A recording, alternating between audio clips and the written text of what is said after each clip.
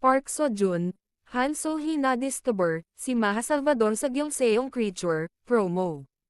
Naglabas ang Netflix ng bagong promotional video para sa Korean series na, Gyeongseong Creature, na nagtatampok sa espesyal na partisipasyon ni Maha Salvador.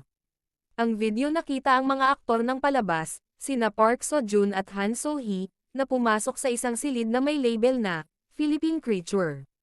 Natuklasan ni Seo-joon ang mga vial na may mga lokasyon sa Pilipinas na nakasulat sa mga ito tulad ng Taguig, Quezon at Pampanga, at pumili siya may nakasulat na, Maynila. Maraming mga guhit ng mga kamangha-manghang nilalang ang makikita sa dingding, at ang dalawang lead ay nakatutok sa isang figure na ang ulo ay nakakatakot na parang karakter ni Maha, si Ivy Aguas, mula sa hit na palabas na, Wildflower.